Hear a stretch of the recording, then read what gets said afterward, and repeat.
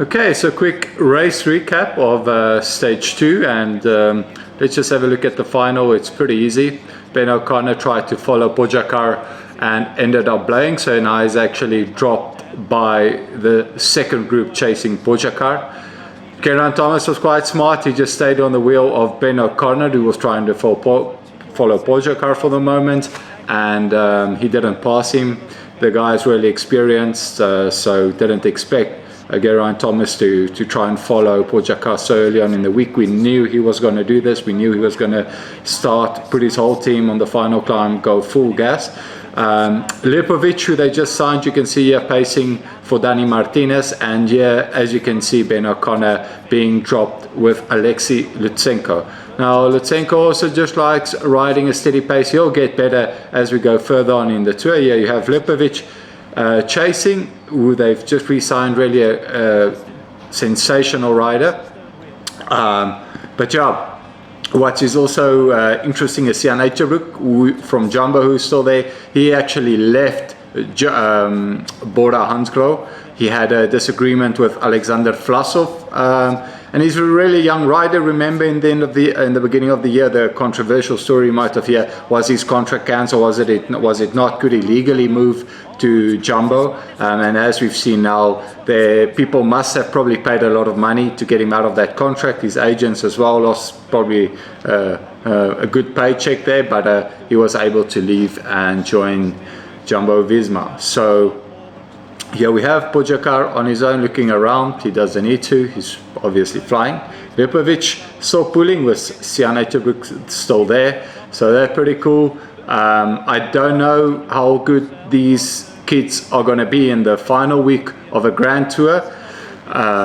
As you've seen, when the lights go off in the third week of a Grand Tour, you just don't know what's going to happen. Yeah, it's really sad to see Ben O'Connor getting dropped. Yeah, I just think he made a tactical error today, so I don't know who the director sportif is there, but I would have definitely told him in the radio to not try and follow the first attack of Tadej Pogacar, especially in the first week of a Grand Tour, and especially it being only the second stage of the Giro D'Italia. There are many hard stages still coming up, so I just really think a very bad tactical error on his side.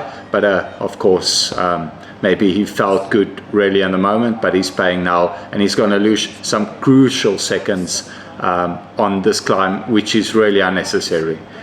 Yeah, I always feel so surprised with Pogacar. We have the same coach, ironically enough. We obviously not the same engines. This coach is Javier Sola, a guy from Seville, very super nice guy.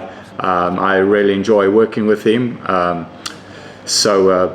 I mean, it's amazing to see Pogacar doing less races this year and being more focused, but I still obviously don't agree with him going out so hard. I always have a very conservative approach to these things, and if we can learn from the history of any Grand Tour, it's never a great idea as a GC guy to go full bonkers and attack everyone already in the first week. We saw that with, I can't remember if it was Simon or Adam Yates 2018 in Giro, when Froome did that insane attack in the final week on stage 18, and Simon, or was it Adam, that blew completely.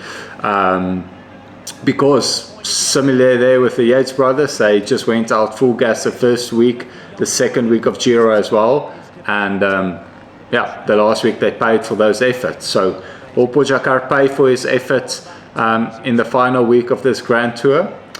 We've never seen anyone of his standards ever. I mean, he broke all the climbing records in the Tour de France previous years. So what the boundaries is for this guy, we just don't know. We obviously just don't know. We've never ever seen someone as strong as this, except for poor old Jonas Vingegaard, who unfortunately crashed in País Vasco and sustained some serious injuries. But it seems that also people are thinking that Jonas will be back for the Tour, but it's hard to think he'll be near his best, because he was really on a roll. Little bit of a final 500 meters here on some pavé. obviously nothing near what Roubaix is. You also see on Pogacar's arm stripes, they have the lines down. Obviously that's more aero, then you don't need to wear the undervest underneath that. If you guys perhaps did not know that, many teams who have shirts that don't have the lines down for aerodynamic benefits, they wear the undershirt, and that helps them save some watts.